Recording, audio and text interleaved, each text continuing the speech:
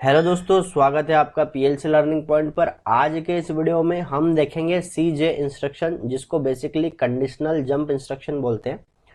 इसको कुछ लोग कॉल जंप भी बोलते हैं। बेसिकली इस इंस्ट्रक्शन का यूज वहां पर किया जाता है जहां पर बहुत ज़्यादा हाई स्पीड प्रोसेसिंग की ज़रूरत होती है। जैसे सर्वो मोटर की प्रोग्रामिंग हम जहां पर करते हैं, तो सर्वो मोटर के लिए सर्वो मोटर जितने राउंड घूमती है, जैसे यदि एक राउंड पूरा घूमती है तो एक राउंड के अंदर वो कई सारी पल्स देती है। तो उन सारी पल्स को रीड करने के लिए हमारे पास पीएलसी का स्कैन टाइम कम से कम होना चाहिए, या कहीं पर हाई स्पीड इनकोडर हमने यूज़ किया हुआ है। तो यदि कोई एक मोटर राउंड लेती है, एक राउंड के अंदर वो इनकोडर 360 पल्स देता है, और 360 पल्स को रीड करने के लिए हमें बहुत कम स्कैन टाइम की ज़रूरत होती है।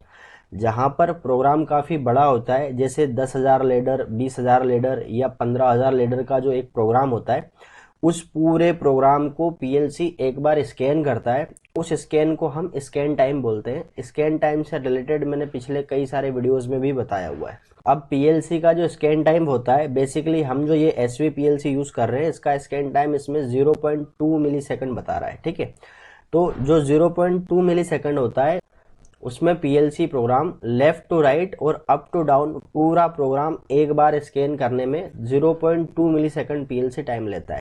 लेकिन यदि पीएलसी का प्रोग्राम बड़ा है, उसमें लेडर काफ़ी ज़्यादा हैं, तो वहाँ पर पीएलसी प्रोग्राम को स्कैन करने में थोड़ा सा टाइम ज़्यादा ले सकता है, और हमें हाई स्पीड डाटा प्रोसेसिंग के लिए स्कैन टाइम को कम से कम करने की ज़रूरत होती है। कम से कम समय में स्कैन यदि प्रोग्राम होगा तो आंसर काफ़ी करेक्ट आएगा। तो हम जो नॉर्मल पीएलसी प्रोग्रामिंग करते हैं, जहाँ पर कोई इनकोडर यूज़ नहीं होता है या जहाँ पर कोई सर्वो मोटर यूज़ नहीं होती है, वहाँ पर हमें इस इंस्ट्रक्शन की ज़रूरत नहीं होती है। इस इंस्ट्रक्शन की ज़रूरत सिर्फ और सिर्फ हाई स्पीड डाटा प्रोसेसिंग के लिए ही होती है। ठीक है, इस इंस्ट्रक्शन का मेन मकसद होता है पीएलसी के प्रोग्राम के स्कैन टाइम को कम करना। ठीक है, सी जे इंस्ट्रक्शन में हमें सी जे लिखना होता है। इस तरह का एक ब्लॉक बन जाता है, इसमें सिर्फ और सिर्फ एक सोर्स होता है। उस सोर्स को हम पी से डिनोट करते हैं। तो चलिए चलते हैं प्रोग्रामिंग की तरफ और देख लेते हैं ये कंडीशनल जंप या कॉल जंप इंस्ट्रक्शन किस तरह से पीएलसी के स्कैन टाइम को कम करता है।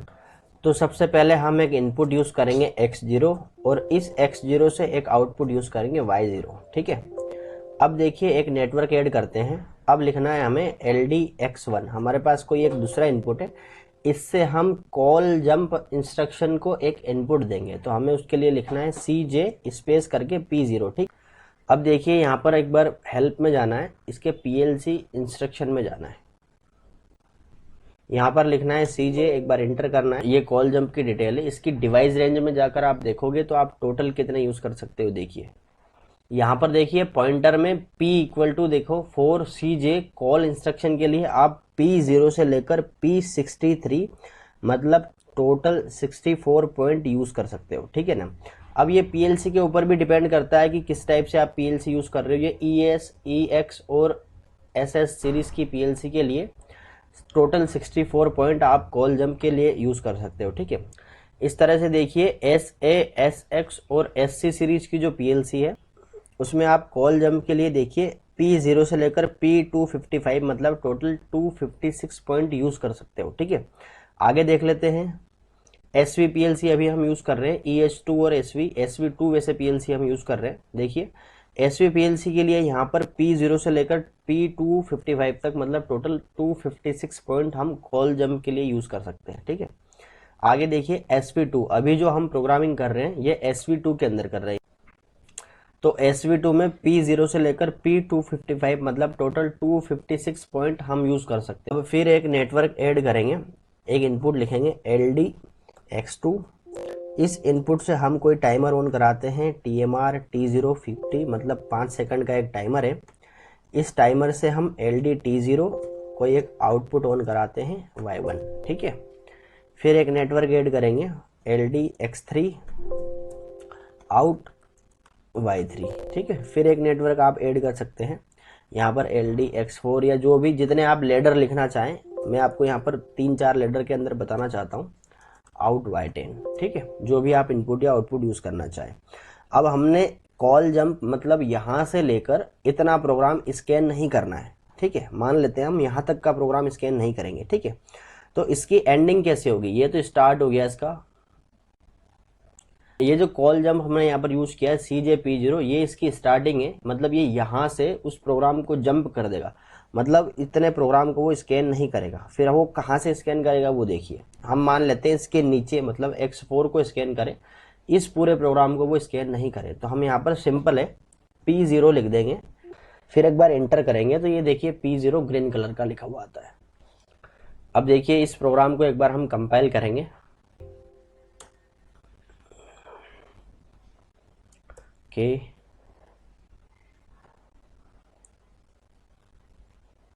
अब देखिए इस इनपुट को एक बार ऑन करता हूं मैं, प्लस माइनस की से हम ऑन ऑफ कर सकते हैं सिमुलेशन में भी। X0 से मैं X0 को मैं प्लस की प्रेस करके Y0 ऑन करता हूं, फिर देखिए एक बार ऑफ करता हूं, ठीक है ना।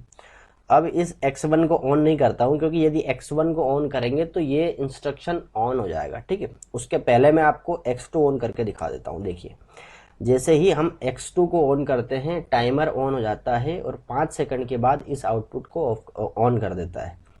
इसी के साथ में देखिए एक इनपुट और मैं X3 को ऑन करता हूं तो ये भी Y3 को ऑन कर देता है। ठीक है, अब एक बार इसे फिर ऑफ कर दो, एक बार X3 को ऑफ करता हूं, फिर एक बार X2 को ऑफ करता हूं। देखिए यदि X1 को ऑन करता हूं तो ये CJ इंस्ट्रक्शन जो है कॉल जंप ये एक्टिवेट हो जाता है। ठीक है, इसको ऑन करने के बाद अब यदि मैं X2 को ऑन करता हूं, देखिए एक बार X2 को ऑन करूंगा मैं तो टाइमर ऑन नहीं होगा, क्योंकि ये इसके बीच का ये P0 से लेकर ये P0 तक जितने भी लेडर हैं वो सारे ही जंप कर जाएगा, मतलब ये स्कैन ही नहीं करेगा, तो उसका स्कैन टाइम क्या होगा, कम हो जाएगा। अब हमने 10,000 लेडर का एक प्रोग्राम बनाया हुआ है जिसमें हमने 2-2 हज़ार लेडर के जंप लगाए हुए हैं।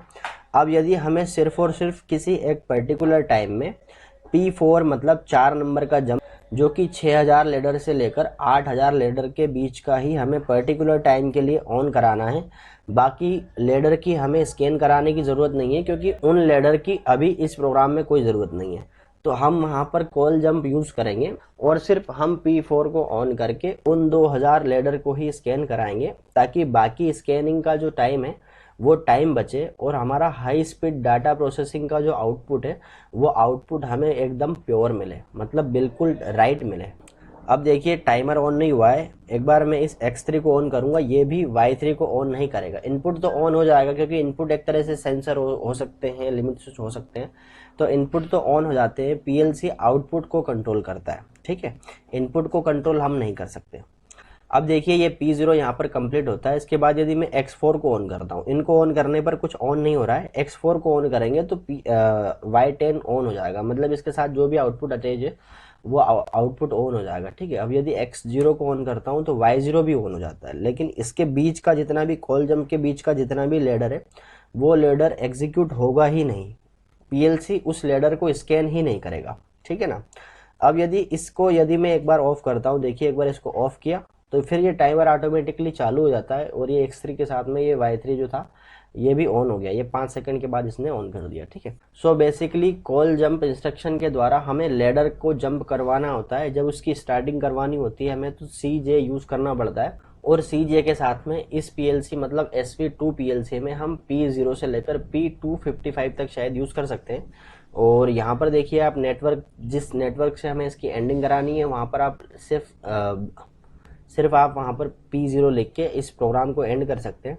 अब जब तक ये एग्जीक्यूट रहेगा, मतलब जब तक इसका इनपुट ऑन रहेगा तब तक इस प्रोग्राम को वो स्कैन नहीं करेगा और हाई स्पीड डाटा प्रोसेसिंग के लेडर जल्दी से सॉल्व होंगे। यदि इस वीडियो से रिलेटेड कोई डाउट हो तो आप मुझे कमेंट करें, मैं आपका डाउट क्लियर करने की कोशिश करूंगा। वीडियो पसंद आए तो वीडियो को लाइक करें, शेयर करें, चैनल को सब्सक्राइब करें और साथ ही साथ बेल आइकन को प्रेस कर लें ताकि मेरे आने वाले वीडियोस का नोटिफिकेशन आपको मिलता रहे। वीडियो को पूरा देखने के लिए बहुत बहुत धन्यवाद। जय हिंद, जय भारत। मिलते हैं नेक्स्ट